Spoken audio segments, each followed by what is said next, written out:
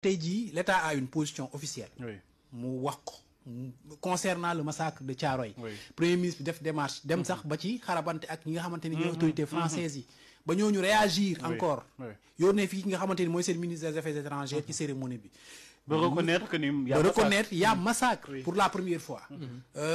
mu tuddati le président Bassirou Diomaye Faye wax ci ni mu ci waxee le jour bi nga xamante ni moom lañ doon def ko jàngale ci école la commémoration il a pris certaines mesures parce que tey jii moom bi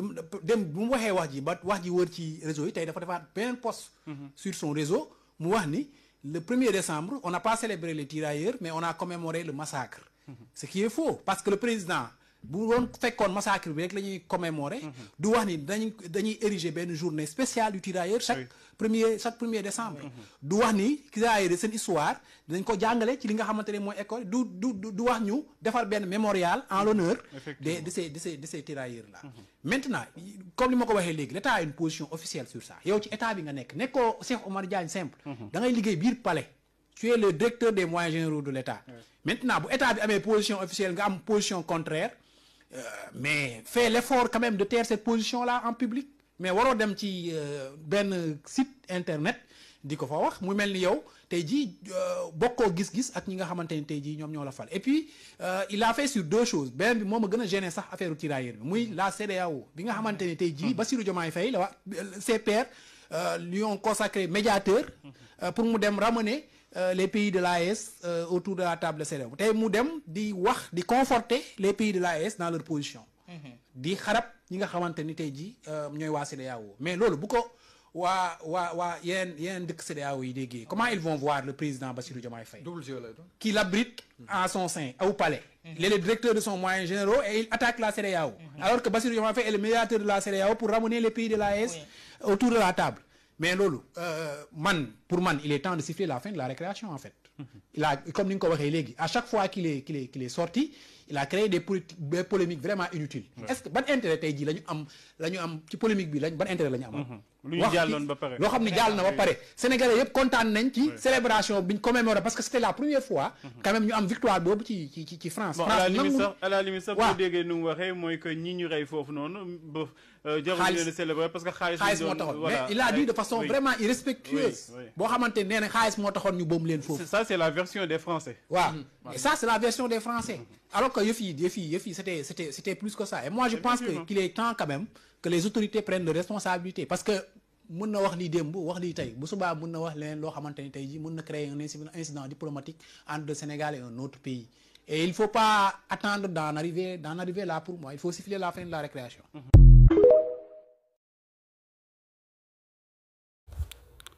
jërë ngeen jëf ci ànd ak seen YouTube Tas Info jaa ngeen jëf wéy leen di abonné aimé ak partagé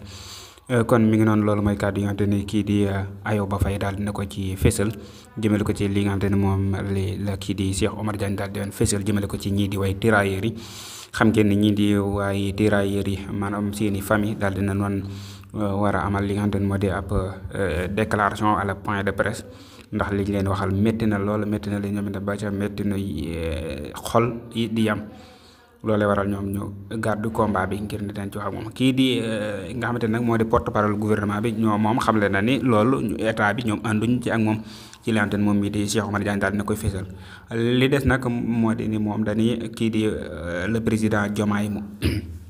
ci moom lay des nag moom mooy wax lam cay jël ci ay mesures moo xam da ko fay bàyyi mu wéy moo xam da koy avertir wala leneen mais daal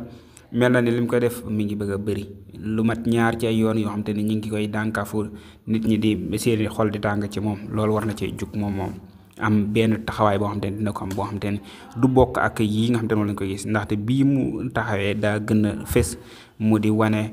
ak féeteerlu ci décision bi nga xam te ne moom la président doon def mu di li nga xam te ne ñoom doon nañ ko taxawal ci wax ak jëf ci lu jëm ci ñu reconnaître ñi nga xam te noo di way tirailleurs yi niñ demee ba dem ci France ban bokk ci loolee moom waroon naa nekk ci leneen lu dul lii te ñi nga xam te ne ki nga xam te ne moo di porte-parole gouvernement li nga xam te ne wax na ko ci taxul ba tey ji moom mu daal di génn réccu wala mu ne damaa juum wala leneen loolee moo ci gën a garaaw ndaxte nit bu dee ko wax nit ñi di ñu ciy ŋawte nga ni ci yàlla ci sa roqo bu demee ba jàll na nga bëgg a génnaat di wax loolu kenn d'accord ci. Lan war a def mooy mu génn ni man maa juuman wala mu rekti wax expliquer lan moo waral mu wax jooje ndaxte wax jooje dafa ñaaw ndax taxaw ni ay traître lan ay magi jëm ñoo xam te ne demal nañ ci guerre ñàkk ci seeni bakkan gaañoo ji yow waxoo leen lu dul naan ay traître lan ay traître magi jëm te ñenn ñi seeni doom ñi ngi fii ci réew mi di dund nga taxaw ni leen ay ñooñ ay traître lan maanaam maami jàmbur nga taxaw ni ko ab traître la nawloowu ma ko bëgguma leen loolu lépp il faut que moom mu xam leen lan moo waral mu wax loolu ndax dafa ñaaw te président de la république sax du moom mooy jug di wax kàddu yu mel noonu kon ki nga xam te ne moom la fal mu ne ca primature di ko doxal ay yónneen ak yeneen ci direction des moyens généraux am na yeneen yoo xam te ne moom la doon xaar lu dul lii waaw kon leen koy sàkku mooy Cheikh Omar Diagne nga retourné jéggulu te xamle ni yoon wi mooy yoon wi ñii di way tirailleurs yi ñun war a nawloo lan ñun war a reconnaître lan comme ni nga xam noonu la ko président defee woon ndax boo jugee ne ay traître lan te mag yi jëm jugee ci ay réew ay président ñu indi leen ñu ñëw foofu toog ci discours yi te yow miy fekk buñ juumul yaa nga fa woon léegi nan nga fay teewee yow ci bokk ci ñi nga xam te ñoo doon màggal loole ba pare nga génnaat ni yow ki ni yow ni bëggoo leen maanaam ay traître lan loolu doo sax comprendre waaw ñeneen gis ne nañ ñu ci wax ñoom itam ci naan faaw ku ci wax war ngaa déglu lépp war ngaa déglu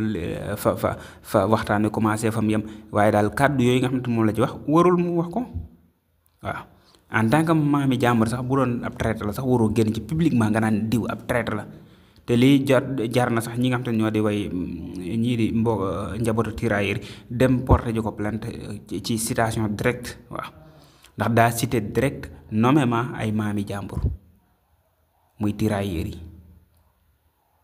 comme am na koo xam te ne moo ne ca bopp ñi nga xam te ne ñoo di way tirailleurs yi moom njort naa ne dinañ ci def ñoom seeni mesure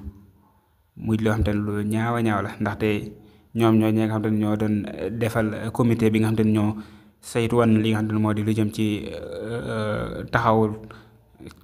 Caaroy 44 googu ñoom ñoo ñi ngi doon jot ay messages yi remerciement messages yi kontaan ñeneen ñi nga xam te ne invité man leen fi léegi sawaay nag bu génnee moom di waxaat wax ju mel nii bu boobaa day gën a indi beneen jaxasoo ci ni kon ndax Sénégal ay naafeq la ci bëgg a dugal ci lii wala lan moo xew ci mbir moomee waaw jot na nag état mu daal di koy wax moom mu noppi waaw bu ko mënul muy wax lu mu xam